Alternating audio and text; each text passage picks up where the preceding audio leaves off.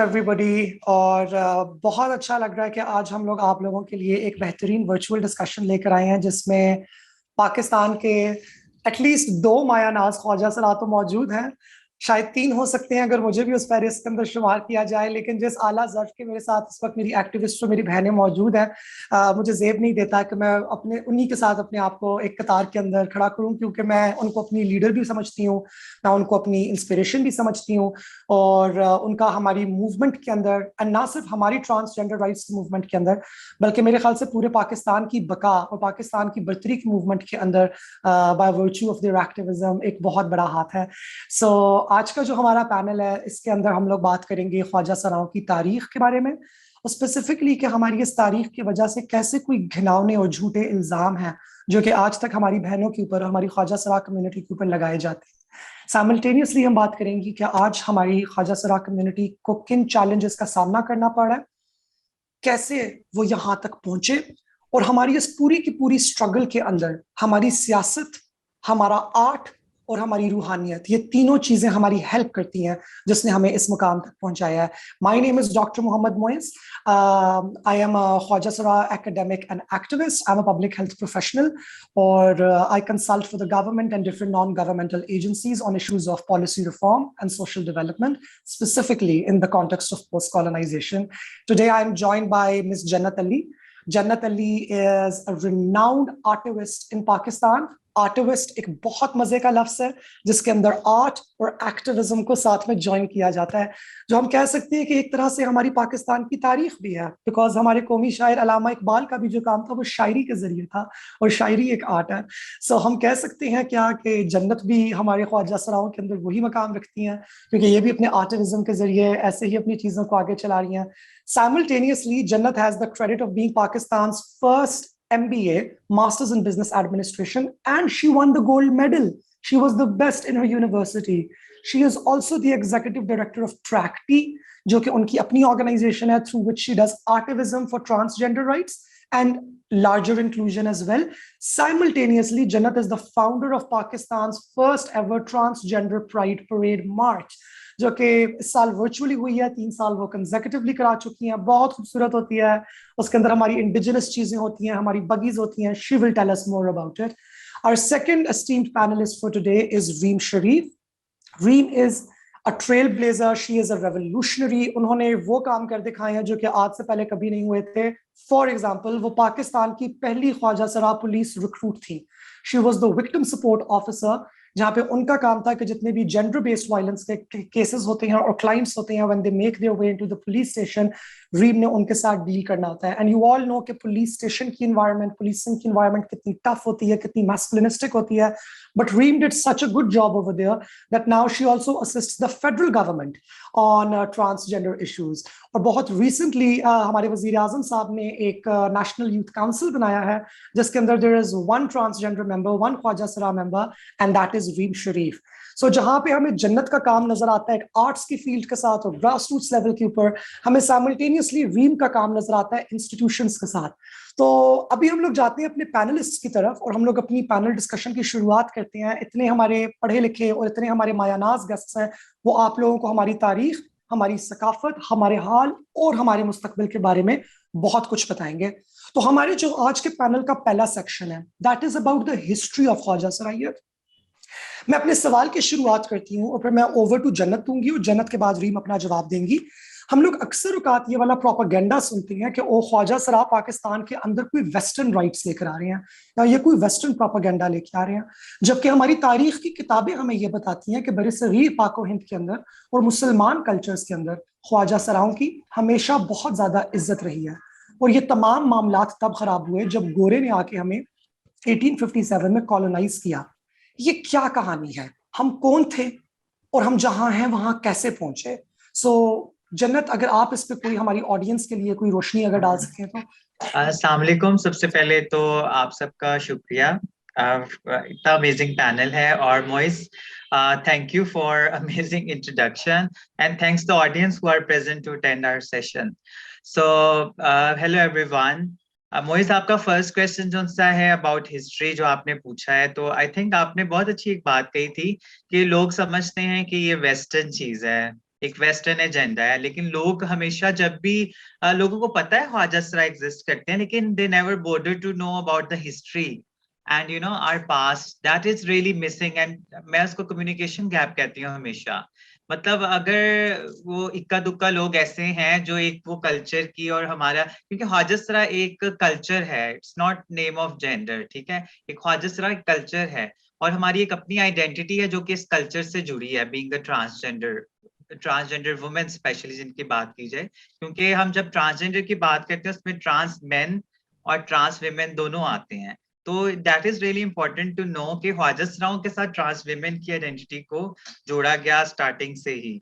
लेकिन चूंकि हमें बात करनी चाहिए इंटरसेक्शनैलिटी की और डिफरेंट मतलब लोगों को क्लियर होना चाहिए ये चीज, बहुत सारे लोग अभी भी कंफ्यूज हैं और पता नहीं अलग अलग नामों से बुलाते हैं। तो आपको पता है कि मतलब ख्वाजा सराओं की अब जिस तरह आप वेस्ट में चीजें देख रहे हैं, ये तो हमारी पोजीशन जो हम की पोजीशंस पर हमें लाइक हायर किया जाता था, we were involved in strategic decision making and big decision हम लेते थे। आर्मी में they were included, they were the top performing artist जो कि they were the only person who were allowed to go in male harem and female harem. तो like इतना trust और इतनी respect and on key positions, जो कि अभी recently 2-3 साल पहले वेस्ट में आपने देखा कि इतना धूम मचा और हाईलाइट हुई कि जी ट्रांसजेंडर को आर्मी में पोजीशंस दी गई हैं। जिस तरह ट्रंप की गवर्नमेंट से पहले पोजीशंस दी गई और ट्रंप ने आके वो तख्ता ही उल्टा दिया, सबके सब आर्मी को फिशू एक सेकंड में उसने उड़ा दिया। लेकिन ये सारी चीजें we have been there done that. मैं जब भी जाती हूँ इंटरनेशनली लेवल पे मैं उनको बताती हूँ कि ये आप लोग हमें फॉलो कर रहे हैं, ये वो लोग हैं जो कि रिसर्च और एनालिसिस करते हैं और दे कम अप टू शो कि हमें कुछ करके दिखाना है अपने मुल्क में। लेकिन वो दे विल नेवर शेयर कि पाकिस्तान में ऑलरेडी ये चीजें हो चुकी हैं। तो हमारी तो ये सारी रिस्पेक्ट, हमारी ये आइडेंटिटीज, हमारा ये ट्रस्ट, हमें वो जो मतलब सराओं के ख्वाजा मतलब कहा जाता था, हमें तो इतना ट्रस्ट किया जाता कि फैसले लेने से पहले हमसे वो कंसीडर करते थे। तो आई थिंक ये सारी चीजें तब लॉस्ट हुई जिस तरह कॉलोनाइजेशन के बाद और फिर 1871, स्पेशली मैं क्रिमिनल ट्राइबल एक्ट की बात करना चाहूंगी। ये एक किस्म का मतलब क्रिमिनल ट्राइबल ने एक जहर आप कह लें कि रोल अदा किया है, एक आइडेंटिटी को बिल्कुल खत्म करने के लिए, सैबोटैज करने के लिए, और एक मतलब पूरा हमें मतलब वो खत्म करना चाहते थे हमारी आइडेंटिटीज को। ना कि सिर्फ हमारी, हमारे साथ जो प्रोफेशंस जुड़े थे, जिस तरह परफॉर्मिंग आर्ट्स की जिस तरह से आपने बात की। तो 1871 का अगर लोगों को मौका मिले क्रिमिनल ट्राइबल एक्ट पढ़ने का, तो उन्हें पता चलेगा, जिसमें क्लियरली मेंशन किया कि anybody who dresses like a woman, wear hair like a woman, they should be arrested and put behind bars for several years। और फिर उनके ऊपर लैशेस और उनको किस तरह से उनको रखा गया, और ये सारी जो एक रिस्पेक्ट थी, उसके बाद लोगों ने छुपना शुरू कर दिया। जब छुपना शुरू किया तो ये वायलेंस से बचने के लिए स्पेशली हमारे जो साउथ एशियन कंट्रीज हैं, हमारी एक लैंग्वेज डेवलप हुई जिसे हम फारसी कहते हैं। अब बहुत सारे लोग जो कि आजकल बहुत सारे एंकर्स आपने देखा होगा मजाक भी उड़ाते हैं और उसमें से अपने मतलब के वर्ड्स पिक कर लेते हैं। जिस तरह आपने एक दो एंकर्स को देखा होगा, उन्होंने पिक किए, उन्होंने बस टूलना और चीसा इस तरह के वर्ड्स पिक किए, लेकिन इसके अलावा हमारी एक होल मतलब लैंग्वेज है जो कि क्यों बनी थी। अगर उसकी सेंसिटिविटी को और इसकी हिस्ट्री को अगर उठाएं तो उनको पता चलेगा कि उस टाइम पर कितना मुश्किल था खुद को सरवाइव करना, अपनी एक पर्सनल लैंग्वेज, प्राइवेट लैंग्वेज में बात करना, ताकि खुद को सेव कर सकें इस जालिम जो लॉ बना था क्रिमिनल ट्राइबल, जिसके इवन के वहां पे वो ये सेंसस में वो चाहते थे कि निकल जाएं, मतलब ये काउंट ही ना हो, जो कि अभी तक उसके आफ्टर शॉक्स हैं, अभी तक उसके इफेक्ट्स नजर आ रहे हैं।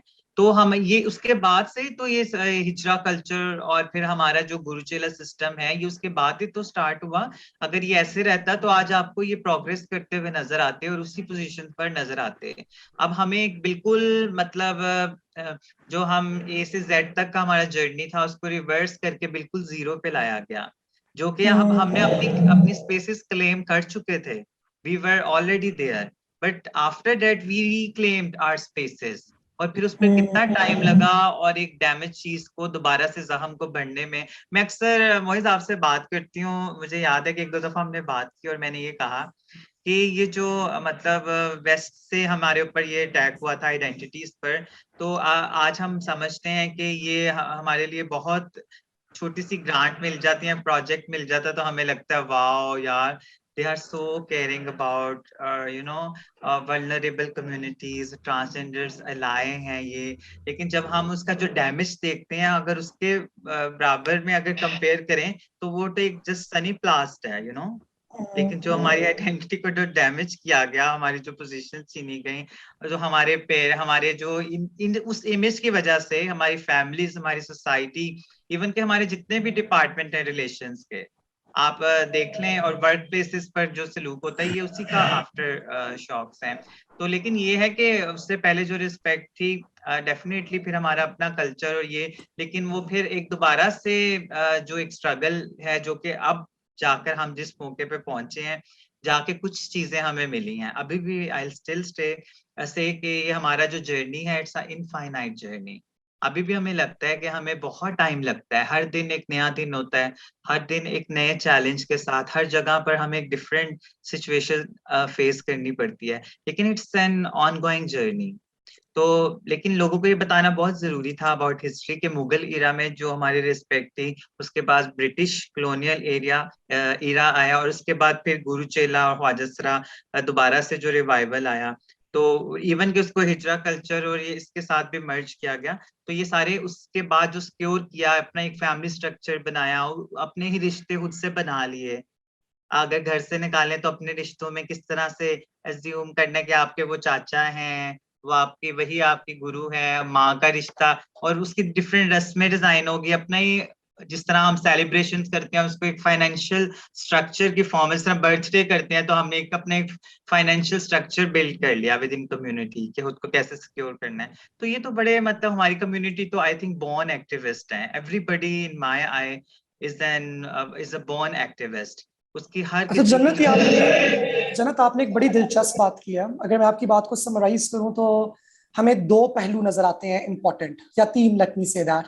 सबसे पहले तो ये कि गोरे ने आते ही हम पे काबिज होने के बाद एक सेंसस बनाया, मर्दमशुमारी, और उस मर्दमशुमारी में उन्होंने गिनती ही सिर्फ मर्दों और औरतों की की। जब आप गिनती ही सिर्फ मर्दों और औरतों की करोगे तो ख्वाजा सरा तो फिर शहरी ही ना रहे ना। अगर आप उनकी गिनती नहीं करें तो वो तो किसी वक्त पे एग्जैक्टली शहरी ही नहीं रहते। नंबर टू, आपने एक लॉ का जिक्र किया, क्रिमिनल ट्राइब्स एक्ट, जिसके जरिए उन्होंने ये बोल दिया कि ख्वाजा सरा होना ही जुर्म है। अगर आप ख्वाजा सरा हो, अगर आपको ख्वाजा सरा नजर आए तो इंडियन इंपीरियल पुलिस को ऑर्डर्स दे कि आप इनको पकड़ के जेलों के अंदर बंद कर दो। तो जाहिर है वो ख्वाजा सरा जिनके पहले इतने अहम मकामात थे, जो कि बादशाहों के वजीर थे, जो कि फौज वगैरह के अंदर थे, तो सबसे पहले तो ये क्योंकि वो सल्तनत के साथ थे, तो गोरे को तो वो लगे ही गद्दार होंगे, क्योंकि उन्होंने तो गोरे के साथ मिलकर किसी के ऊपर हमला नहीं किया। हमने मीर सादिक, मीर जाफर का नाम तो सुना है, लेकिन हमने ये आज तक कभी नहीं सुना कि कोई ख्वाजा सरा गोरे के साथ मिला हो। हमारे ख्वाजा सरा तो हमेशा हमारे रूलर्स के शाना बशाना खड़े रहे हैं। यहाँ तक कि लखनऊ और अवध के मुकाम पे 1861 में जो लास्ट वॉर हुई थी वो बेगमात ने और ख्वाजा सराओं ने लड़ी थी। हाँ खुद तो लड़ी बिल्कुल आपने, थी मुझे बड़ी बिल्कुल। अच्छी लगी आपके बात कि वो जो लोग अभी कहते हैं कि वो हम लोगों ने अभी जाकर ट्रांस इंक्लूजन किया, वो वाली चीजें तो हमारे यहाँ पहले से मौजूद थी और हम अब जाके उन सबको रिक्लेम कर रहे हैं। सो रीम, मैं आपके पास जाना चाहूंगी जन्नत की बात की कंटिन्यूएशन के अंदर, कि एक हिस्ट्री तो हम समझ रही हैं कि गोरे ने आके ये वाली सारी की सारी जलालत हमारे साथ की, लेकिन हमें यह भी नजर आता है कि 14 अगस्त 1947 के बाद से भी तो वो काफी हद तक हमारे ऊपर वायलेंस, हमारे ऊपर तशद्दुद, और खसूसी तौर पे मुआशरे में जो हमारे लिए तासुर है वो मौजूद रहा। ये तो मुझे समझ आ रही है कि वो तासुर बेसिकली एक छाप थी उस निजाम की, जो कि निजाम 90 साल तक हमारे ऊपर लगा रहा। लेकिन रीमा, आप इसके ऊपर कोई रोशनी डाल सकती है कि ये इस पूरे कॉलोनियल सिस्टम की वजह से, इस पूरी हिस्ट्री की वजह से हमारे माशरे पे क्या असर पड़ा, ख्वाजा सराओं की हकीकत पे? क्या कोई झूठ, क्या कोई मुगालते, क्या कोई मिथ्स उनके बारे में निकल के सामने आए? What happened? Thank you so much Moiz, thank you जन्नत, एंड थैंक यू एवरीबॉडी जो भी हमें आज देख पा रहे हैं, सुन पा रहे हैं। जन्नत ने काफी अच्छे तरीके से और आपने मोइज अच्छे से जो है वो हिस्ट्री के बारे में बताया है। मैं इसको थोड़ा सा आगे अगर लेके चलूं, एक छोटा सा मैं अपना पर्सपेक्टिव बताऊंगी इसी हिस्ट्री में, जो मुझे समझ आता है ये पढ़ के, ये जान के। जब आप बहुत ही डेवलप्ड अपने आप को शो कर रहे होते हैं ना कि आप कोई एडवांस किस्म के लोग हैं, तो अगर आपकी उस एडवांस सॉर्ट ऑफ पर्सनालिटीज में आपको ये पता चले कि आप जब जहाँ पे आए हैं, दुनिया के जिस कोने में आप आ गए हैं, वहां पे तो कोई ऐसे इंसान भी मौजूद हैं जो आपके इलाकों में या आपके आपकी समझ से बाहर है। आप उनको रिकॉग्नाइज नहीं करते, तो आप अपने आप को फिर वो दिखाने के लिए कि हम डेवलप्ड सोचों के ही मालिक हैं, आप जोर जबरदस्ती करना शुरू करते हैं। तो ये एक्ट जो था, ये कहीं ऐसी किसी सोच का नतीजा था कि उन्होंने खुद को दिखाना था कि हम मुस्लिम से या सब कॉन्टिनेंट के लोगों से ज्यादा कोई एडवांस लोग हैं। हालांकि अगर वो उसको थोड़ा सा अच्छे से लेते, थोड़ा सा लीनियर लेते, तो वो सीखते और वो अपने मुल्कों में जाके आइडेंटिफाई करते कि हम कहाँ पे जो है वो लैग करते हैं, कि हमारे मुल्कों में ऐसे लोग क्यों नजर नहीं आते। तो इसको ये मेरा देखने का अंदाज है उस सूरत हाल को जो कि माजी में 1800 में हमें नजर आती है। उसको मैं लेके चलूं अगर हमारी करंट सिचुएशन में, तो ये उसी का नतीजा था कि जब जैसे कि जन्नत ने बताया कि लोगों ने एक लैंग्वेज, ट्रांसजेंडर कम्युनिटी या ख्वाजा सरा अफराद जो हैं, उन्होंने एक जो है वो जुबान बना ली आपस में बात करने के लिए कि मर्दों और औरतों से, और खास तौर पे इन अंग्रेजों से जान जो है वो बचा सके। लेकिन वक्त गुजरने के साथ साथ ना मोइज, जो बुरी बात ये हुई कि मेरी ख्वाजा सरा कम्युनिटी जहाँ जो है वो अपने आप को, अपने सर्वाइवल को जो है वो अश्योर करने के लिए जो है वो मुख्तलिफ तरीक़ेकार जो है वो अडॉप्ट कर रही थी, उसमें जो है वो जो उनके पास रास्ते उनको मिले, उसमें जो है वो कहीं ना कहीं आज के प्रेजेंट सिनेरियो में भीख से एसोसिएट हो गए।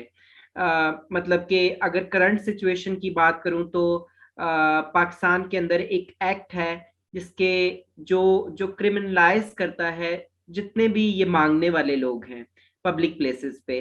It's not just about the khwaja sira community but everybody. वो बच्चों को भी पकड़ते हैं, वो बुजुर्गों को भी पकड़ लेते हैं, वो जो भी मांग रहा होता है रिगार्डलेस ऑफ जेंडर और एज और समथिंग। सो ये जो इन अंग्रेजों ने हमें यहाँ से उठा के जब नीचे की तरफ हम आना शुरू हुए ना, तो साथ साथ हमने ऐसे मेरे जो ख्वाजा सरा अफराद थे वो उतने ही जो है वो मार्जिन पे जाना शुरू हुए। उनको जो है वो अपॉर्चुनिटीज नहीं रही उनके पास, वो पढ़ लिख नहीं सके। तो उन्होंने, क्योंकि वो खूबसूरत लोग थे और हैं, उन्होंने अपनी खूबसूरती से पैसे कमाने शुरू किए। उन्होंने जो है वो अपने जो रक्स को, क्योंकि वो लचकदार लोग थे, उनके जिस्मों के अंदर खुदा ने जो है वो एक इजहार पैदा किया। उनके जिस्म जब हिलते थे, जब मूव करते थे, तो वो खूबसूरत लगते थे। तो उससे उन्होंने पैसे कमाना शुरू किए। वो रक्स जो था वो नाच में बदला। नाच जो है वो आजकल के साउंड सिस्टम पे पाबंदी है, पुलिस की अगर मैं बात करूं तो। और तीसरी चीज हमारे पास जो है वो जो मर्दों ने हमें जब उनको हम पे प्यार आना शुरू उन्होंने प्यार हमसे करना शुरू किया, और उन्होंने वो हमें घर तो लेके जा नहीं सकते थे, तो पैसे देने शुरू किए। वो having intimate relationship with the khwaja sira अफराद, और उनको उन्होंने पैसों के जरिए, तो वो एक एक बड़ा मेस सा क्रिएट हो गया कि ख्वाजा सरायत के साथ जो है वो ऐसे शोबों के नाम जुड़ गए जो कि अच्छे भले शोबे नहीं समझे जाते सोसाइटी के। सो ये जो पूरी हिस्ट्री है यहाँ से स्टार्ट होके यहाँ तक की, और ये जो दरमियान का ट्रांजिशनिंग का सफर है जो कि नीचे की तरफ ही गया, वो ये कि अभी ये सारा कुछ जो है वो कॉलोनियल उसका जो है वो नतीजा है कि आज हमारी जो ख्वाजा सरा बहनें हैं वो अपना जो सेंस ऑफ गुड और बैड है, जो कि ग्रास रूट लेवल की कम्युनिटी है, वो कहीं ना कहीं भूल गए हैं। वो कहीं ना कहीं उनको वो एक एक एक अंधेरा सा आ गया हुआ है कि उनको लगता है कि यही है हमारे लिए, यही हमारे 3 रास्ते हैं जिनमें हमने सरवाइव करना है। और फिर जो पेरेंट्स थे, जो सोसाइटी का साथ नहीं था, तो फिर उन्होंने कहा कि जब हमारे ऊपर एक बाउंड्री, जो एक लिमिट होती है बाइनरी सेटअप की, उस लिमिट से हमें निकाल के फेंक देते हैं, तो फिर हम जो मर्जी करें, फिर हमारे ऊपर किस बात का यू नो गिला या शिकवा सोसाइटी लगाती है। या तो हमें अच्छे से अडॉप्ट करके हमें घर रखें, हमें जो है वो, तो मैं इस तरीके से इसको देखती हूँ। आई होप आपका क्वेश्चन जो है वो एड्रेस हुआ हो मेरी इस बात से। नहीं, आपने मेरे ख्याल से बहुत अच्छे तरीके से बयानिया अपना दिया, और आपकी बात और जन्नत की बात सुन के मुझे ये लग रहा है कि हमें नजर आ रहा है कि ख्वाजा सरा तारीख के 4 पहलू रह चुके हैं। सबसे पहला तो द प्री मॉडर्न है, कि जहाँ पे हम एग्जिस्ट करते थे, हम थ्राइव कर रहे थे, हम मुस्लिम सिस्टम्स का और गवर्नेंस सिस्टम्स का हिस्सा थे, मुआशरे के अंदर इंटीग्रेटेड थे, दुआओं की खातिर, आर्ट की खातिर, सियासत की खातिर, जंग की खातिर हमारी मशावरत उतनी ही अहम थी जितनी एक मर्द की और एक औरत की अहम थी, यानी कि हम इंटीग्रेटेड थे माशरे के अंदर। उसके बाद कॉलोनाइजेशन हुई और हम स्टेज नंबर 2 पे आए, जो जन्नत ने बताई, सर्वाइवल की स्टेज, कि ओ डैम, अब तो हम अटैक हो रहे हैं, अब हम क्या करें। तो हमने अपने क्लोज नेटवर्क्स बनाना शुरू किए। तीसरी जो हमें स्टेज नजर आती है वो ये है कि अब जब हमने सर्वाइव तो कर लिया, अब हमने मॉडर्न डे में हमने पैसा भी कमाना था, और वो जो हमें ऑप्शंस दी गई, वो हमारा पुराना काम जहां पे लोगों को बधाइयां देना, उनको दुआएं देना, वो जो कुछ भी था, अब वो भीख के अंदर कन्वर्ट हो गया। लोगों ने बोला कि जी ये तो भीख है। और वो जो रक्स था हमारा, और जो हमारी मौसीकी थी, और जो हमारी कला थी, क्योंकि रक्स, मौसीकी, कला, इन तमाम चीजों का पहले भी एक बहुत इंपॉर्टेंट रोल रह चुका था। अब ये बात कॉलोनाइजेशन के बाद और मॉडर्निटी आने के बाद और आजादी के बाद ये तमाम चीजें मुजरा और साउंड सिस्टम बन गई। तो ऑटोमेटिकली एक इंप्रेशन ये बन गया कि ख्वाजा सरा जो है वो भीख मंगे होते हैं और वो नचइये होते हैं।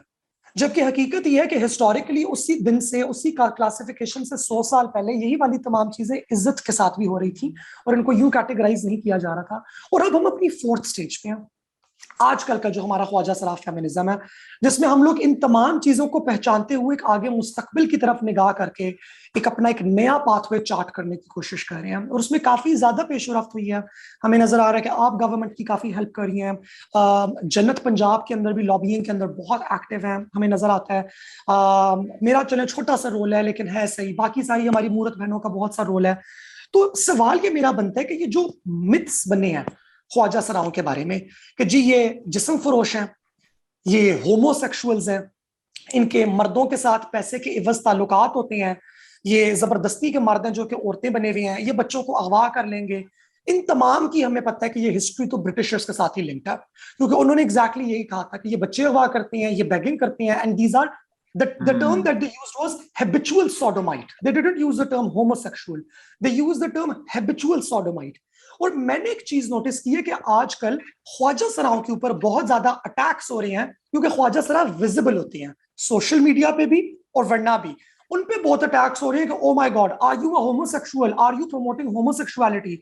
मुझे ये बताइए रीम, मैं आपसे शुरुआत करती हूँ और उसके बाद आई विल गो टू जन्नत, कि आपने अपने वर्क में, अपने ग्रास रूट्स वर्क में, आपकी जब कम्युनिटी से बात होती है और दुनियादारों से बात होती है, यानी कि नॉन ट्रांस लोगों से बात होती है, आपको ये मिथ्स नजर आते हैं? And if yes, how are they still a challenge? ये आज के ख्वाजा सराओं को कैसे मुतासर कर रहे हैं? मोइज, कितने अच्छे से आपने समराइज किया है इन 4 लेवल्स पे, हिस्ट्री से लेके करंट सिचुएशन तक। I am impressed, by the way I am already impressed by you. आप जिस तरीके से बात करती हैं और जिस तरीके से चीज़ों को कम्युनिकेट करती हैं, इट्स लाइक वंडरफुल। सो अगर मैं आपके क्वेश्चन की तरफ आऊं, तो मिथ्स डेफिनेटली एग्जिस्ट करते हैं, और ना सिर्फ एग्जिस्टेंस है उनकी। एक तो होती है ना कि रूम में एक चीज पड़ी है जिसका होना ना होना कोई फर्क नहीं कर रहा, लेकिन कोई ऐसी चीज हो जो कि पड़ी है और वो आपको जो है वो डिस्टर्ब भी कर रही है, जैसे सॉर्ट ऑफ कोई ऐसी खुशबू आप अपने कमरे में किसी जगह पे प्लेस कर दे जो कि इतनी प्लेजेंट ना हो, तो मिथ्स वो ही काम करती हैं। मिथ्स जो है वो ना सिर्फ मौजूद है बल्कि वो हार्मफुल है मेरी ख्वाजा सरा कम्युनिटी के लिए और हम सब के लिए। वो हमेशा जो है वो डिस्टर्ब करती हैं जो प्रोग्रेसिव, जो हमारे बारे में जो है वो माइंड सेटअप्स होते हैं उनको। तो जो है वो इस तरीके से है कि समटाइम्स जो है वो मैंने ये देखा है, और like more than that of sometimes, कि ये जो मिथ्स हैं ये किस तरीके से ना सिर्फ ट्रांसजेंडर कम्युनिटी या ख्वाजा सरा अफराद को जो है वो डिस्टर्ब कर रही होती हैं, बल्कि दूसरी साइड पे भी एक डिस्टर्बेंस क्रिएट करी होती है। अभी इसको पहली वाली साइड को देखते हैं कि ख्वाजा सरा अफराद किस तरह डिस्टर्ब होते हैं। जैसे कि अगर हम जो है वो बात करें तो हमें आसानी से जो है वो घर नहीं दिए जाते रेंट पे पाकिस्तान के अंदर। मैं जो है वो गवर्नमेंट लेवल पे काम करती हूँ, लेकिन मैंने जब अपनी फैमिली के साथ मूव करना चाहा अपनी ही सोसाइटी में एक बड़े घर में, तो मुझे उन्होंने ये कह के इनकार कर दिया कि मेरे भाई को, कि क्योंकि आपकी बहन एक ख्वाजा सरा फर्द है, हम ख्वाजा सरा अफराद को घर नहीं देते। तो ये एक तरह से उनके जहन में एक स्टिग्मा था, जो कि जिसकी वजह से हमें वो अच्छा घर हमने जो है वो हमारे हाथ से चला गया। तो ये कि ट्रांसजेंडर कम्युनिटी या ख्वाजा सरा अफराद जो हैं वो डेफिनेटली, मैं तो इस सिचुएशन से हर्ट हुई और मैंने इवन के अपने लॉयर से भी बात की कि हम इसको किस तरीके से अकाउंटेबल बना सकते हैं। सो ये कि जो ये मिथ्स हैं, ये जो स्टिग्मा है, ये बैडली जो है वो इफेक्ट कर रहा होता है ना सिर्फ वेलबींग को, बल्कि जो है वो जो आम जिंदगी हमारे ख्वाजा सरा अफराद गुजारते हैं। दूसरा ये कि दूसरी साइड अगर देखी जाए ना, दूसरी जो साइड है वो ये कि ये मिथ्स इस तरीके से कि ख्वाजा सरा अफराद जो है वो बुराइयां फैलाते हैं, या ख्वाजा सरा अफराद जो है वो मर्दों के साथ जो है वो रिलेशनशिप्स में आ जाते हैं, या ख्वाजा सरा अफराद जो है वो इस तरह का कुछ भी। तो आप अगर इसको इस तरीके से मोइज देखें कि क्या वो मर्द जो है विदाउट कॉन्सेंट उस ख्वाजा सरा अफराद या फर्द के साथ आके रिलेशन बनाता है? Obviously not. वो विद कॉन्सेंट आता है, वो अपनी मर्जी से आता है। और जहां जो है वो ये कहा जाता है, आई बिलीव इन, कि खुदा ने जो है वो जोड़ों में इंसानों को बनाया, तो हमारे भी जोड़े बनाए। आई मीन ऐसे मर्द पैदा किए जो कि ख्वाजा सरा अफराद को ही सिर्फ पसंद करते हैं। उनके लिए एक सिस जेंडर औरत का वजूद जो है वो उस तरीके से नहीं है जिस तरीके से ट्रांसजेंडर औरत का वजूद है। तो क्या जो है वो ख्वाजा सरा अफराद जो उनका ये जो उनकी इंटीमेट होने की हिस्स है, इसको मार तो नहीं सकते ना। ख्वाजा सरा होना तो उनका बाद का है, पहले तो वो इंसान है, पहले तो वो सूंघते हैं, पहले तो वो खाते हैं, पहले तो वो देखते हैं, उसके बाद कहीं जाके ये ख्वाजा सरायत और ये इंसान वो बाकी चीजें आती है ना।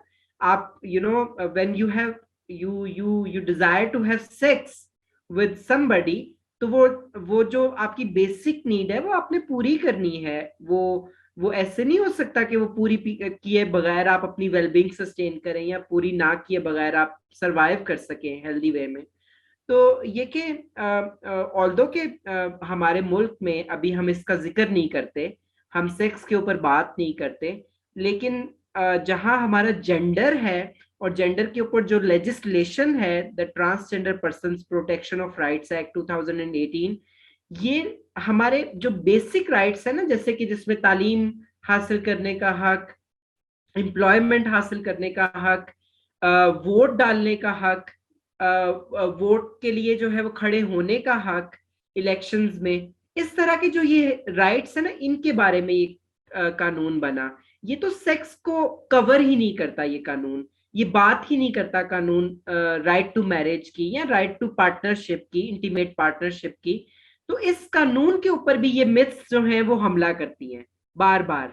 वो कंफ्यूज जो सिचुएशंस हैं दिमागों में, वो इस कानून के अगेंस्ट लाके खड़ा कर देते हैं। उन्होंने जो है वो समटाइम्स, अभी हमने रिसेंटली सब जानते हैं कि देखा है कि कुछ पटिशनर्स उठे। एक टाइम था ना मोइज, अगर मैं ज्यादा टाइम लूँ तो आपने मुझे बता देना है, क्योंकि आई रियली वांट कि जन्नत भी बात करें इसके ऊपर। I really want. एक टाइम था ना कि मोइज जो बाइनरी सेटअप के लोग थे ना, वो ट्रांसजेंडर अफराद या ख्वाजा सरा अफराद की मदद इसलिए भी करते थे, ट्रांसजेंडर या ख्वाजा सरा अफराद की, कि उनको इससे खुद को भी फायदा होता था ना, उनकी प्रोफाइल बिल्ट होती थी। वो उस तरीके से कि हमने मुल्क की उस कम्युनिटी के लिए कुछ कर दिया जिसके लिए कोई कुछ नहीं करता, उससे वो बेनिफिट लेते थे। अब सिचुएशन उल्ट हो गई है। अब लोग जो है वो उसी कम्युनिटी के खिलाफ खड़े होके लाइमलाइट लेना चाहते हैं। अब चाहते हैं कि वो जो है वो उसी कम्युनिटी के एक टाइम पे उन्होंने साथ दिया, अब वो टाइम है कि उनका साथ देना। अब एक ट्रांसजेंडर पर्सन का या ख्वाजा सरा फर्द का कोई साथ देगा, न्यूज उतनी बात नहीं करती। अब न्यूज चैनल्स ने बहुत बात कर ली, बहुत सालों से बात कर ली। अब लोगों ने, बाइनरी सेटअप के लोगों ने अब इस तरीके से करना शुरू किया कि खिलाफ बात करो ताकि हमें लाइमलाइट मिले। तो उस उन मिथ्स की वजह से, उन चीजों की, उन गलत फहमियों की वजह से, उन लाइमलाइट के चक्रों में उन्होंने जो है वो अभी हमारा जो है वो कानून चैलेंज कर दिया है, जो है वो शरीयत कोर्ट के अंदर। और उसमें भी खास तौर पे पूरा कानून नहीं, जो जो तारीफ है हमारी, हमारे ट्रांसजेंडर अफराद की, हमारे ख्वाजा सरा अफराद की जो तारीफ है, तो ये कि ये मिथ्स, ये मिसअंडरस्टैंडिंग, ये मिसकॉन्सेप्शंस, ये हमेशा से हमें डिस्टर्ब करती आई हैं एज पर्सन और एज दूसरी तरफ के लोगों को भी। तो इसमें अगर जो है वो आप भी कुछ ऐड करें और जन्नत भी नहीं, मैं आई कुछ विल गो टू बताए जन्नत। तो आपकी इट वुड बी बातों को ग्रेट। समराइज करते दिस इज हुए माय मुझे काफी इंटरेस्टिंग लगे, मुझे जिस तरीके से आपने प्रेजेंट किया अपना पूरा आर्ग्यूमेंट। और हमें ये नजर आ रहा है कि जो मिथ्स हैं वो मिथ्स ख्वाजा सराओं की जिनसियत को लेके हैं कि ओ माय गॉड, हाय हाय हाय हाय, ये सेक्स करते हैं, ये सेक्स वर्क करते हैं, ये जिस्म फरोशी करते हैं, ये गंदे लोग हैं, ये गलीज लोग हैं। और सिर्फ इस एक मिथ की वजह से हमारी जो सबसे बुनियादी हक है, छत, घर, चार दीवारी, वो तक नसीब नहीं होता। और उसी मिथ की वजह से फिर नंबर 2 के ऊपर जो हमारी बेसिक ह्यूमन राइट्स हैं उनको भी अटैक करना शुरू हो जाता है। और नंबर 3 के ऊपर वो लोग जिनको सिर्फ फेम चाहिए, जिनको सिर्फ स्पॉटलाइट चाहिए, वो भी इस बहती गंगा के अंदर अपने हाथ धोना शामिल कर लेते हैं। ये बिल्कुल पाकिस्तान में एक मॉब मेंटालिटी आपने देखी है ना, कि दो लोग किसी के ऊपर कोई किसी नाजेबा सा इल्जाम लगा ले तो सारे के सारे लोग उसको मिलकर मारना शुरू कर देते हैं, सारे उस बहती गंगा में अपना हाथ धोना शुरू कर देते हैं। और उससे आपकी बात बिल्कुल दुरुस्त है कि इससे ख्वाजा सराइयत काफी इफेक्ट हो रही है और ख्वाजा सरा लोगों की राइट्स काफी इफेक्ट हो रही हैं। सो जन्नत, आपको क्या लगता है ये क्या मिथ्स हैं और ये किस तरीके से इफेक्ट कर रहे हैं? और मेरा जो एक ज्यादा बड़ा सवाल जन्नत आपसे है, how big is the risk to the transgender persons protection act? और ये कहां से आ रहा है? क्या लग रहा है जन्नत आपको, आपकी एज अ पॉलिटिकल एक्टिविस्ट क्या अंडरस्टैंडिंग है? आपके क्वेश्चन का 2 पार्ट्स में आंसर करूंगी, ठीक है। फर्स्ट मिथ और सेकंड जो आपने एक्ट का पूछा है, because I am one of the key person जिन्होंने ये कानून की ड्राफ्टिंग में और प्रेजेंट करने में इम्पोर्टेंट रोल प्ले किया था as a steering committee member from Lahore. तो बहुत गिने चुने लोग थे, I am one of them. तो मुझे इसकी जीरो से लेके एंड तक सारी, अभी तक मैं इसके साथ जुड़ी हुई हूँ। And I am very lucky and humble कि अल्लाह ताला ने मुझे इस मकसद के लिए, because it was my dream. मैं मोइस हमेशा काम करती थी, तो मैं कहती थी कि एक टाइम पे आता था, वैसे मैं बताती नहीं हूँ, अपनी पॉकेट से बहुत लोगों की, स्पेशली ग्रास रूट लेवल पे बहुत ज्यादा मैं प्यार करती थी, अभी भी करती हूँ। और इवन कि आप किसी सिग्नल्स पे भी चले जाएंगे, मुझे उनके नाम आते होंगे, वो मुझे जानते होंगे। So that's the example. तो मुझे ये लगता था कि हम बहुत ज्यादा जो, जब हम एक फैशनेबल एक्टिविस्ट के तौर पर, दिखने में बहुत फैशनेबल लगती हूँ, लेकिन मैंने वो सारी पेन जब तक फील नहीं की, आई wasn't able to speak on behalf of my community। जब तक मैंने शादियों में जाके फंक्शन नहीं किया, जब तक मुझे लोगों ने नोचा नहीं, और जितनी रात को मैंने मेहनत की और उन्होंने मेरे से पैसे नहीं छीने, मैं कैसे वो पेन बता सकती थी। दूसरा, जब तक मैं अपने इस कल्चर में नहीं आई, वहां रही नहीं जहां लाइट नहीं था, पानी नहीं था और ये रिसोर्सेस नहीं थे, जब तक मैं उस जगह पे बैठी नहीं, मैं कैसे बोल सकती थी उसका कल्चर के बारे में। तो मैं जब तक मैंने इसको ग्रास रूट लेवल पे रह के फील नहीं किया, उस पेन से नहीं गुजरी, वो सारे प्रोफेशन जो कि मेरी कम्युनिटी को दुख देते हैं, इवन के सिग्नल्स पे भी अपने लोगों के साथ टाइम स्पेंड किया, फिर I was able to speak on behalf of my community. और फिर मुझे पता चला कि नहीं, हमारी कम्युनिटी तो अभी तक बेसिक चीजें चाहती हैं। आप स्कूल बनाना चाहते हैं, कोई कैसे पढ़ने जा सकता है जिसके पेट में खाना नहीं, रहने को छत नहीं? आप तो यूनिफॉर्म पहन के जाते हैं, इतने अच्छे वेल सेटल्ड होके जाते हैं, आपकी मामा आपके लिए लंच बॉक्स बनाती हैं। और एक ट्रांस चाइल्ड से कंपेयर करें, जिसको उसके बच्चे को, जिसको सीने से अलग कर देते हैं बचपन से, जिसके सर पे छत नहीं, जिसके पेट में उसको पता ही नहीं मैं सुबह का खाना खा रहा हूँ कि रात का मैंने खाना है कि नहीं। तो आप उसे बस स्कूल नहीं बना के दे सकते। अभी आप बहुत आगे जंप कर रहे हैं, अभी बेसिक चीजों पर आए, अभी उनके साथ वक्त गुजारें, फिर उनकी पेन अंडरस्टैंड करेंगे। मैं कहती हूँ मेरी कम्युनिटी की जब बात की जाए तो फिर उनके लेवल पे जाके की जाए, जिस तरह वो समझना चाहते हैं। जब मैं पढ़ाना चाहती थी, आपको पता होगा, हमने फारसी में करिकुलम बनाया, हमने पावर पॉइंट पे प्रेजेंटेशंस नहीं दी, हमने पीसी में जाके और बुफे और डिनर्स नहीं किए, हमने उनके पास जाके उनकी जगह पे उनको पढ़ाया। और जब पढ़ाते थे तो हम जुमेरात को छुट्टी देते थे कि आज उन्होंने बधाई और टोली करने जाना है, आज उनका दिन है, सैटरडे संडे को ऑफ नहीं करते थे। It's really important to understand the dynamics of your community. And जब वहां जाएं तो नेस्ले की बोतल पकड़ के ना जाएं, उन्हीं की तरह होके जाएं, ताकि वो एक कम्युनिकेशन गैप भी खत्म हो। वो आपको ये ना समझे कि मैडम जी आगे, इनके सामने हमने खुल के बात नहीं करनी। तो मोइस, मैं हमेशा जब बात करती हूँ मैं बहुत दिल से अपने ये बातें बोल रही हूँ, क्योंकि मैं बिकॉज जब तक मैं इस पेन से नहीं गुजरी थी, मुझे नहीं पता था लेजिस्लेशन में ये चीजें होनी चाहिए।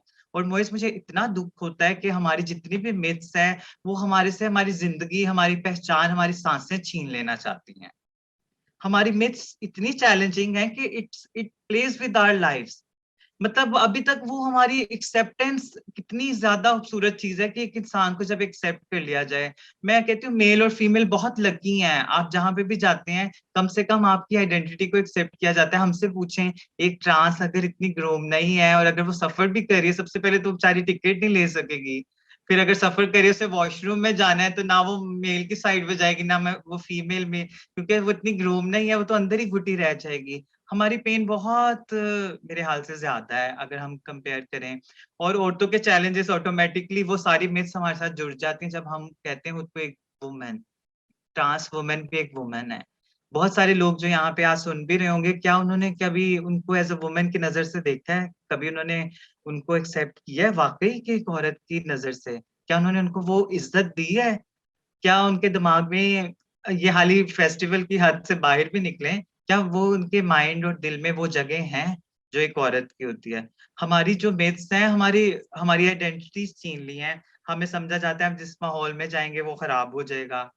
एजुकेशन सिस्टम की एग्जांपल ले लो, और हमें सेक्स ऑब्जेक्ट के तौर पे जो देखा जाता है। मैं कहती हूँ कोई दुकान भी तब तक नहीं चलती जब तक उसका खरीदार ना आए। आप ही खरीदार हैं, आप ही उस दुकान में आते हैं, आप भी पैसे देते हैं और आप दूध के धुले बन जाते हैं और सारा मलबा हमारी जेंडर के ऊपर आ जाता है। ये खरीदार अगर चले जाएं तो कोई भी आपको सेक्स वर्क करता हुआ नजर ना आए। तो ये बहुत गहरी बातें हैं। जन्नत, आपने बहुत प्यारी बातें की हैं और आपने मल्टीपल डिफरेंट चीजों को टच किया है जिनको मैं जरा सा ब्रिंग इन करना चाहूंगी। सबसे पहली जो आपने बात की सेक्सुअल ऑब्जेक्ट की, तो हमें नजर आ रहा है, मुझे आपकी और रीम की बातों से ऑलमोस्ट एक इस बात का एहसास हुआ है, खसूसी तौर पे आपकी बात से, कि एक तो पिदरशाही निजाम है ना हमारा, जहां पे जन जात जो भी हो, अगर कि वो जन जात है तो उसको कमतर समझा जाता है और वो उसको महज एक हवस का निशाना समझा जाता है। अब आप अपनी हवस पूरी करें उसके साथ निकाह के जरिए, या आप अपनी हवस पूरी करें उसके साथ जिना के जरिए या जिना बिल जबर के जरिए, जब आपने उसको वो ऑब्जेक्ट बना दिया तो फिर उसका वही रोल बन गया।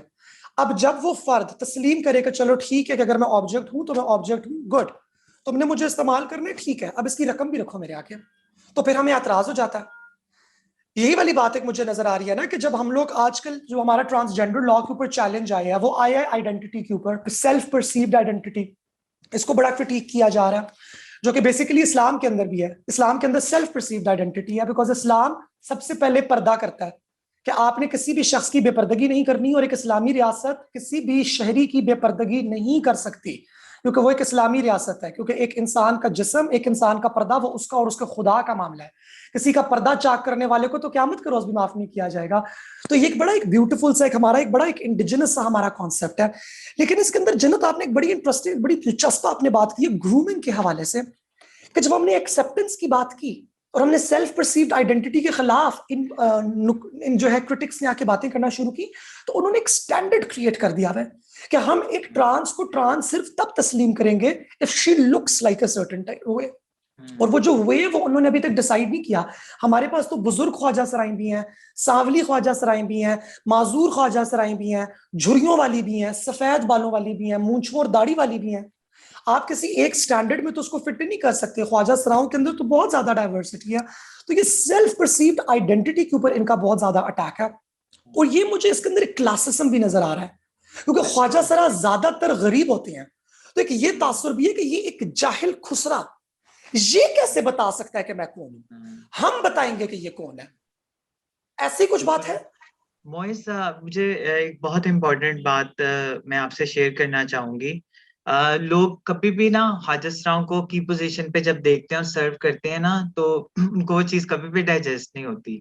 मुझे याद है कोविड से पहले मुझे गवर्नमेंट जॉब की ऑफर हुई, और जब वो बड़ा मैचो मैन था जो कि खाना सर्व करता था, और जब वो खाना लेके आता था तो वो ऐसे मुंह करके मुझे खाना देता था। उसको लगता था कि मैं एक हाजिस्रा जो एक की पोजीशन में बैठा, मैं उसको खाना सर्व कर रहा हूँ।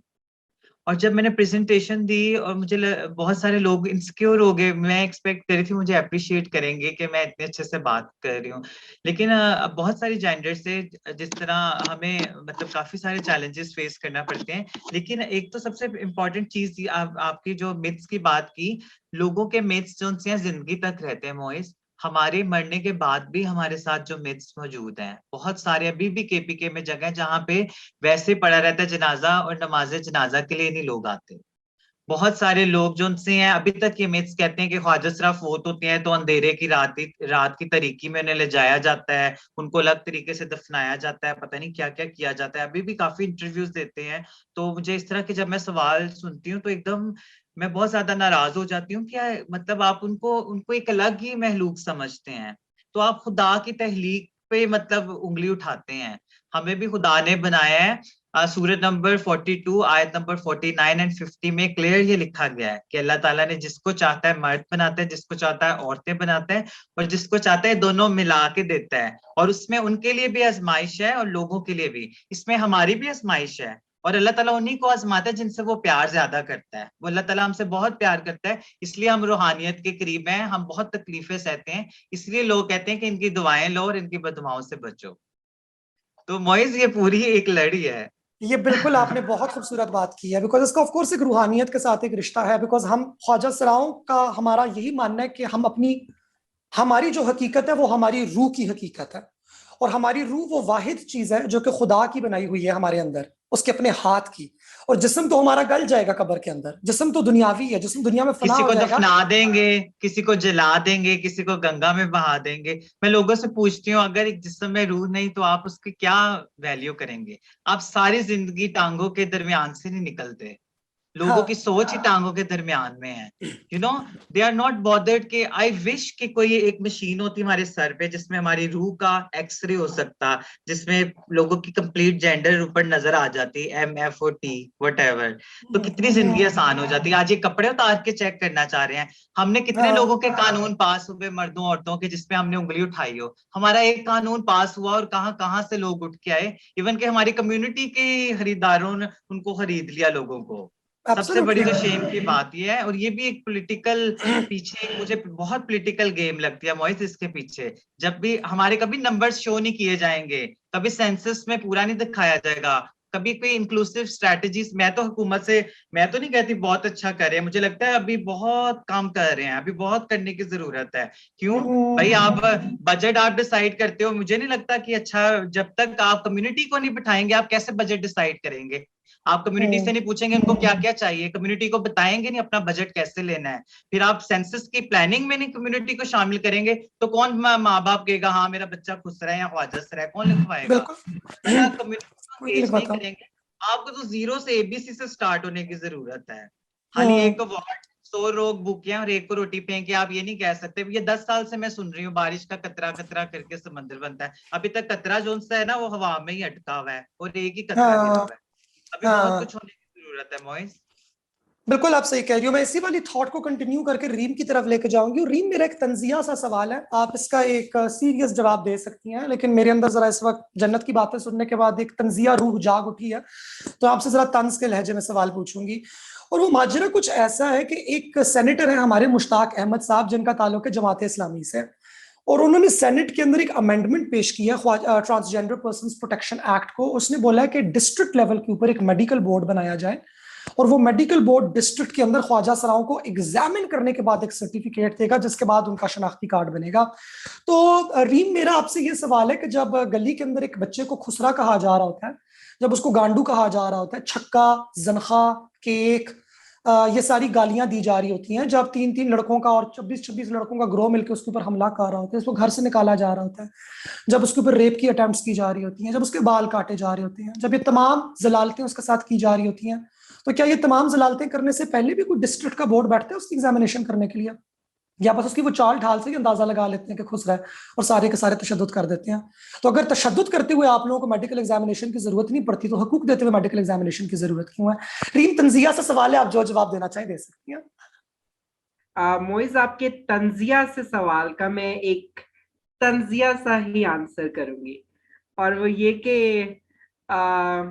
सेनेटर मुश्ताक एक बिल तो ले आया, लेकिन सेनेटर मुश्ताक ये भूल गया कि वो बिल जिन लोगों के लिए लेके आया है वो रानियां हैं, वो लड़ना जानती हैं, वो आके मैदान में उतरेंगी भी, ना सिर्फ उतरेंगी बल्कि तलवार के साथ उतरेंगी और उस तलवार को घुसाएंगी भी। तो ये कि ये बस वो लोग भूल गए, और उनको मैं अभी भी याद करवाना चाहती हूँ, अगर कोई उनमें से इस प्लेटफॉर्म से सुन रहा है, कि आप प्लीज जो है वो देख लें, क्योंकि जब हमने वार करना है ना, तो हमने छोड़ना कुछ नहीं है जब हमने वार करना है। तो ये कि ये बिल जो है वो दरअसल जो इंडियन एक्ट है, ये स्पेसिफिकली मैं इस बिल की बात नहीं करूंगी, ये मैं दोबारा से रिलेट करूंगी शरीयत कोर्ट का जो मैटर है उसके साथ भी। इंडियन एक्ट में जो है वो एक कमेटी लिख दी गई कि जो है वो एक कमेटी बताएगी, एक सॉर्ट ऑफ कुछ और लोग बताएंगे, एक मेडिकल बोर्ड कीपिंग जो है वो बताएगी कि कोई ट्रांसजेंडर पर्सन है कि नहीं है, लेकिन उनकी रिसर्च लैग करती है। रूल्स बन चुके हैं उस एक्ट के इंडिया में, उस रूल्स में क्लियरली लिख दिया गया कि ऐसा कुछ नहीं अब करना, वो एक्ट में तो है लेकिन रूल आपको ऐसी किसी मेडिकल बोर्ड कीपिंग के लिए नहीं कहेगा। तो किसी भी मुल्क का जो कानून होता है ना, तो फर्दर रूल्स भी बनते हैं, फर्दर रेगुलेशंस बनती हैं। तो ये कि आप जो है वो इर्द गिर्द से देखते हैं, और आप जो है वो आप मिसालें देते हैं नॉन मुस्लिम्स की अपने मुस्लिम होने को प्रूव करने के लिए, यू नो। तो आप मुझे ये बताएं कि हमारी कितनी जो है वो बुराइयां आपने सोसाइटी में देखी हैं, हमारी फैलाई हुई इन रियल, हमारी फैलाई हुई बुराइयां तो नहीं है आपके मर्दों की। वो इस्लामाबाद के एक पोश एरिया में एक मर्द एक औरत को कत्ल कर देता है ना, और उसकी गर्दन के साथ फुटबॉल बना के खेलता है, क्या वो ख्वाजा सरा था? नहीं, वो ख्वाजा सरा नहीं था। क्या जो है वो मुल्क के बड़े बड़े जितने भी क्राइम्स हैं, अगर मैं पॉलिटिकल बात करूं तो क्या पैसा लूटने वाले मुल्क का ख्वाजा सरा थे? नहीं, वो तो ख्वाजा सरा नहीं थे, वो तो मर्द थे अगर उन्होंने पैसा लूटा। तो इस तरीके से हमारी वजह से मुल्क के अंदर बड़े क्राइम्स नहीं हुए, या किसी भी बड़े क्राइम के अंदर किसी ख्वाजा सरा फर्द का नाम नहीं आता। तो फिर क्यों जो है वो हमें आप इतना वो कर रहे हैं? हमें क्या सिर्फ एक हम इज्जत मांग रहे हैं? और मांग ही क्यों रहे हैं, वैसे मुझे तो ये कहना भी नहीं चाहिए। हम आपसे ये चाहते हैं कि हमें जो है वो सिर्फ जो है वो रिस्पेक्ट, इज्जत से हमारे साथ बात कर लें, हमें मुखातिब कर लें, एंड दैट इज सफिशिएंट। और उसके बाद हम बाइज्जत तरीके से आपकी जगहों पे आके आपके तौर तरीकों पे जो है वो काम करने को तैयार हैं। हम जो है वो हमारे कितने ख्वाजा सरा जो है वो साथी 9 to 5 जॉब करना स्टार्ट हो गया है मुल्क के अंदर। हमारे पास जो है वो मुल्क के अंदर एक ख्वाजा सरा वकील हैं, ख्वाजा सरा डॉक्टर हैं, ख्वाजा सरा पुलिस में थी। ये कि हमारे पास कितनी एग्जाम्पल्स हैं, पढ़े लिखे लोग हैं। जन्नत जो है वो, जैसे जन्नत ने बात की, सिर्फ आपको ये मसला है कि हम आपसे मुख्तलिफ हैं, हम आप जैसे नजर नहीं आते, तो क्या हम आपसे आगे नहीं हो सकते? क्या हम आपसे ज्यादा कॉम्पिटेंट नहीं हो सकते? क्या हम आपसे ज्यादा जो है वो स्किलफुल नहीं हो सकते? क्या हम आपसे ज्यादा सोसाइटी में पॉजिटिव डिलीवर नहीं कर सकते? तो ये कि सेनेटर मुश्ताक या कोई भी इंसान, उसको ये थोड़ा सा सोच समझ लेना चाहिए कि हम सड़कों पे घूम रहे हैं भाई, हम कोई ऐसे लोग नहीं है कि हम जो है वो हमारा नाम जो है वो रिहाम खान की किताबों में लिख दिया गया है, ये उस उन जो मोहतरमा है उन्होंने अपनी किताब में वो नाम लिख दिए हैं। हम सड़कों पे घूमने वाले वो लोग हैं जिनको धुतकारा जाता है सुबह शाम, हमें इंक्लूड करने की बात करें, ना कि हमारे ऊपर लिमिट्स लगाएं और मुख्तलिफ तरह की एक्सक्लूजन लेके आए। कौन आएगा? अभी मेरी बात सुने, अभी तो सेल्फ परसीव जेंडर आइडेंटिटी के ऊपर मैं आपको बताऊं 2000 राउंड अबाउट 2900 ट्रांसजेंडर पर्सन या ख्वाजा सरा अफराद मुल्क भर में CNIC के तौर पे रजिस्टर्ड है। अभी तो सेल्फ परसेप्शन की बात है। आप मेडिकल बोर्ड कीपिंग करवाएं, कोई भी नहीं आएगा। कौन आएगा अपने कपड़े उतार के आपको दिखाने के लिए? कौन जो है वो आपको, जबकि जेंडर का कोई ताल्लुक कपड़ों के उतरने से है ही नहीं है। जेंडर तो एक मुख्तलिफ जो है वो स्नैरियो है, मुख्तलिफ चीज है। जेंडर का ताल्लुक तो यहाँ से है कि आप अपने आप को समझते क्या हैं। तो ये कि जब आप मेडिकल बोर्ड कीपिंग इंट्रोड्यूस करवाने की बात करते हैं तो आप भूल जाते हैं कि वो लोग मार्जिन पे हैं जिनके बारे में आप बात कर रहे हैं। आपने उनको इंक्लूड करना है कि फर्दर उनको उठा के कहना है कि जाओ भाई आप अपनी तंग गलियों में जाके वही जो है वो जिंदगियां गुजारो जिसको हम गुनाह कहते हैं। आपने अगर उनको इंक्लूड करना है, और हमारा मजहब तो हमें सिखाता है कि आपने इज्जत देनी है, रिस्पेक्ट देनी है। जैसे कि प्रॉफिट पे जब जो है वो कूड़ा ना फेंका गया तो वो पहुंच गए वहां पे उस औरत के पास कि मुझे बताएं जरा कि आज आपने मेरे ऊपर कूड़ा नहीं फेंका, आपकी तबीयत तो ठीक है? तब वो औरत मुस्लिम हुई। अगर आपने हमें ठीक भी करना है तो हमारे साथ अच्छा सलूक तो करो, हमें बुलाओ तो सही कि हम आपके बारे में ये जो है वो करना चाह रहे हैं, या हमारे बारे में उनके अंदर ये सोच है। हमें बताएं आप कि कितनी हद तक आप इस सोच को किस तरीके से देखती हैं या देखते हैं। अच्छा Reem, sorry to interrupt you over here, लेकिन I just quickly summarise your point. मुझे आपकी बात में बहुत दिलचस्प कड़ी नजर आई जो कि जन्नत की बात से मुझे लिंक नजर आ रही है। यानी कि मिथ्स तो हमारे बारे में हर तरह के हैं, और ज्यादातर हमारे पास हमारे बारे में जो है वो गलत मिथ्स हैं कि ये ऐसे हैं, ये गंदे हैं, ये सेक्स करते हैं, ये होमोसेक्सुअल हैं, इनके मर्दों के साथ ताल्लुकात हैं, ये बच्चे अगवा करते हैं, इनके जनाजे रात के अंधेरे के अंदर होते हैं, ये जिस्मों के सौदे का काम करते हैं, एटसेट्रा एटसेट्रा। मगर इन तमाम चीजों की वजह से एक और पिदरशाही निजाम के अंदर एक और चीज भी क्रिएट होती है, लाचारगी का मिथ, बेचारगी का मिथ, कि ये इतने लाचार, इतने बेबस, इतने मजबूर हैं कि हमें इनकी मदद करनी पड़ेगी, इनसे पूछे बगैर ये तो हमें बता भी नहीं सकते कि इनको क्या चाहिए। ये एक बड़ा नैरेटिव हमें सुनने को मिलता है ना अमीर लोगों से गरीब लोगों के बारे में भी, कि जब हम एक गरीब इलाके में जाकर स्कूल खोलेंगे वहां बच्चों को साइंस पढ़ाएंगे, और मैं अक्सर उनसे पूछती हूँ कि आपने गरीब लोगों से पूछा है कि उन्हें क्या चाहिए? हो सकता है कि वो बोलें कि जी हमें सिर्फ पानी चाहिए और हमें पैसे दे दो, हम अपनी दरसगाह खुद खोल लेंगे, वहां हम बच्चों को काश्तकारी की तालीम देंगे, बिकॉज हमारा ये काम है। उनको साइंस नहीं पढ़नी, उनको वो पढ़ना है। आप उनसे तो पूछो तो वो जन्नत जैसे पहले बोल रही थी कि हम जी ट्रांसजेंडर स्कूल खोल दें, हम ट्रांसजेंडर वो खोल दें, हम ट्रांसजेंडर वो खोल दें। जबकि ट्रांसजेंडर बंदी तो असल में ये चाह रही है कि मेरी माँ मुझे बस इतना बोल दे कि तुम मेरी बहुत प्यारी बेटी हो। बस वो माँ इतना बोल दे तो शायद एक ख्वाजा सरा के 95% मसले खत्म हो जाए। अगर वो पूछ लें हमसे तुम्हें किस बात का गम है, तो फिर किस बात का गम है, अगर वो पूछ लें हमसे, तो शायद माजरा कुछ ऐसा भी है कि जो लोग लाचार होते हैं, जो लोग बेजुबान होते हैं, उनको खुदा ने बहुत जबान में तकवीयत भी बख्शी होती है। गज़वा बदर के अंदर मुसलमानों की तादाद बहुत कम थी कुफार के सामने। करबला के मकाम पे हमारे पास इमाम हुसैन की जो फौज थी वो बहुत छोटी थी दुश्मन फौजों के मुकाबले में। तो हक के ऊपर अक्सर औक़ात लोग कम ही होते हैं, लेकिन उनके पास ताकत बहुत ज्यादा होती है। तो मैं इसी बात को आगे करते हुए अपनी इख्तिताम की तरफ चलूंगी और जन्नत से बात करूंगी, और उसके बाद आप भी अपना क्लोजिंग आर्ग्यूमेंट दीजिएगा।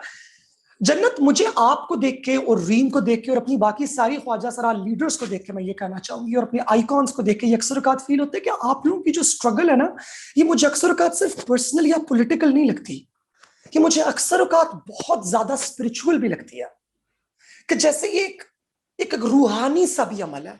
और मुझे रह रह के बुल्ले शाह साहब का वो कलाम मुझे उनका याद आता है कि कंजरी बड़िया जात नहीं घटती, सानू नच के यार मनावण दे। कि वो तमाम चीजें जिनको मलामत करके, जिनको गाली बना के, जिनको एक मिथ बना के हमारी जात और हमारी कला के साथ निस्बत दी जाती है और हमारे ऊपर थोप दिया जाता है, हम तो उसके अंदर भी खुदा को तलाश कर लेते हैं। तो रक्स, मौसीकी, इजहार और ख्वाजा सरायत, इन सब का हमारे साथ क्या रिश्ता है? अगर इस पे आप बात को क्लोज करना चाहें तो। मैं सोच रही थी मोहित से मेरा इंट्रोडक्शन तो एज एन आर्टिस्ट करवा दे, लेकिन उस बारे में बात नहीं की, क्योंकि आर्ट का बहुत ही मेरे लिए तो ऑक्सीजन है। आर्ट मेरे लिए ऑक्सीजन का रोल अदा करता है। It's life for me. बचपन से लेके अब तक। बचपन में जब मैं अपनी किसी को बात नहीं बता सकती थी, सुना नहीं सकती थी, कोई सुनना नहीं चाहता था, तो उस टाइम आर्ट ही मेरा बेस्ट फ्रेंड होता था। मैं खुद को कमरे में लॉक करके अपनी वो फीलिंग्स एक्सप्रेस कर सकती थी, खुल के नाच सकती थी, पूरा एम्बियंस बना के बात कर सकती थी। और फिर एक ऐसा मौका आया कि हमारी फैमिली के काफी हालात डाउन हुए, तो उस टाइम ये आर्ट मेरा प्रोफेशन बना, मेरा पेशा, जिसके जरिए मेरा एक सर्वाइवल बना। मैंने खुद को सपोर्ट किया, अपनी फैमिली को सपोर्ट किया पढ़ने के साथ साथ। और ये खूबसूरत ये जो आर्ट है, डांस रक्स, इसके जरिए। और बाद में मैं खुद को आर्टिस्ट तब कहा पाकिस्तान में फर्स्ट टाइम, जब मैंने अपनी एक्टिविज्म, अपनी पेन को अपने डांस के थ्रू कन्वे करना शुरू किया। बहुत सारी चीजें जो मैं कहने से डरती थी, रिस्क समझती थी, और लोग सुनना नहीं चाहते थे ये, और मेरे पास इतने रिसोर्सेस नहीं थे, इतने पैसे नहीं लगा सकती थी, तो आर्ट इतना खूबसूरत मीडियम था जिससे मैं बात कर सकती थी। और रक्स की आप बात करें तो कुछ जगहों पर रक्स इबादत है, कुछ जगहों पर धमाल करते हैं तो एक मेडिटेशन की इंतहा है, कुछ लोगों का साथी है, कुछ लोगों की पहचान है उस रक्स से, कुछ लोगों का पेशा है, और कुछ लोग अपनी कहानी ही रक्स के जरिए बताते हैं। तो रक्स के बारे में मैं क्या क्या बात करूं। और मोइस, रक्स एक इतना, मतलब रक्स एक ऐसा जरिया है जो आप किसी को तकलीफ दिए बगैर, किसी को एक खूबसूरत अपनी अज़ा की शायरी के साथ हम अपना एक पैगाम दे देते हैं। उस पर भी लोगों के फतवे लगते हैं, उस पर भी लोगों की उंगलियां उठती हैं। लेकिन मेरे ख्याल से तो रक्स और मौसीकी, परिंदे जब सुबह चहचहाते हैं उस पे भी मौसीकी है, पानी के बहने में भी मौसीकी है, हवा के शोर में भी मौसीकी है, रक्स है वो। तो ये समझने की बात है, ये शऊर की बात है, ये सोच की बात है। और मोइस, और ये इसने मेरा इतना इम्पोर्टेंट रोल प्ले किया है, बहुत सारी मेरे दिल की बातें, कैथारसिस। आप सोचें कि अगर आप दिल में गुट गुट के चीजें इकट्ठे करते जाएं, एक गुबार बनता है, गुब्बारा, और अगर एकदम से वो ब्लास्ट हो तो बड़ा नुकसानदेह होता है। बहुत सारे लोग जो अपनी बातें शेयर नहीं करते, मैं हमेशा कहती हूँ, गा लो, लिख लो, पेंटिंग कर लो, या रक्स कर लो, लेकिन अपनी शेयर जरूर करो, अपनी फीलिंग्स। ये बहुत इंपॉर्टेंट है। और हमारी कम्युनिटी के साथ तो रक्स एक सर्वाइवल का रोल प्ले करता है। अभी तक लोग जो अगर नाचना या गाना, जिसको थोड़ा सा मूव भी करना आता है, वो भी जाते हैं शादियों में, लोगों की खुशियों में मतलब रंग भर देते हैं। बच्चा पैदा होता है तो बधाई देने जाते हैं, नाचते हैं, तो अपना एक रोजगार उनको एक मिलता है, और आके अपना चूल्हा जलाते हैं। एक रोटी है उनके लिए, एक रिस्क है, उनका चूल्हा जलने का सबब है। तो मतलब कुछ चीजों को तो आप एक्सेप्ट कर लें, इतना ज्यादा इम्पेशंस, इतनी टॉलरेंस चले, एक्सेप्टेंस ना लाएं, टॉलरेंस तो ले आए। तो मैं तो अब अपना शो भी मैंने स्टार्ट किया, मैं लोगों से रिक्वेस्ट करूंगी, क्योंकि मैं जर्नी विद जन्नत स्टार्ट किया है, जिसका मकसद ये था कि मैं कम्युनिकेट करूं, ऐसे ऐसे अपने रोल मॉडल्स लाऊं, अपने हर किसी के साथ बैठूं, बेशक वो पार्लियामेंटेरियन हो, बेशक लॉयर हो, बेशक सिंगर हो, ताकि लोगों को पता चले कि हम भी इंसान है, जैसे रीम ने कहा, सबसे पहले इंसान है। और मोइस, जाते हुए बस एक लास्ट बात, कि अब हमें अपनी सोचों को बड़ा करना पड़ेगा। बेशक हम ख्वाजसरा हैं, बेशक हम मर्द हैं, बेशक एक औरत हैं, हमें एक इंसान के बारे में नहीं, हर लिविंग चीज के बारे में, बेशक वो एनिमल है, बेशक वो पौधे हैं, बेशक वो इंसान है, हमें सबके बारे में सोचना पड़ेगा। बहुत खूबसूरत आपने क्लोजिंग नोट दिया है। इसके साथ ही मैं रीम आपकी तरफ आऊंगी। 30 सेकंड्स है आपके पास, अगर आप कोई क्लोजिंग पॉइंट देना चाहें when it comes to art. Reem बजाते खुद जन्नत की तरह एक कथक डांसर है, उनको भी कथक आता है। और ये मुझे बड़ी खूबसूरत बात लगती है हमारी ख्वाजा सराओं की, कि वो तमाम आर्ट्स जो कि अब पाकिस्तान में प्रमोट हो रहे हैं, उनको हमने प्रिजर्व रखा है। नसीबो लाल का नाम ख्वाजा सराओं के अंदर हर दिल अजीज था। जब तक तो कोक स्टूडियोज को नहीं लाया था, आप लोगों को उनका पता भी नहीं था। कथक, जिसको लोगों ने साइड पे हिंदुआना रस्म कह के साइड पे कर दिया था, हमारी ख्वाजा सरा बहनों ने इसको प्रिजर्व रखा। तो रीम, आर्ट की प्रिजर्वेशन और ख्वाजा सराओं का role, what do you have to say? 30 seconds में ये बताना तो बिल्कुल भी जस्टिफाई नहीं है, लेकिन मैं ट्राई करती हूँ।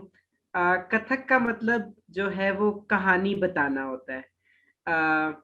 तो ये कि आप जो है वो अपने रक्स के जरिए अपनी कहानी बताते हैं, अपना अपना जो अपनी जात है, अपनी सोच है, अपना अंदर बाहर लाते हैं।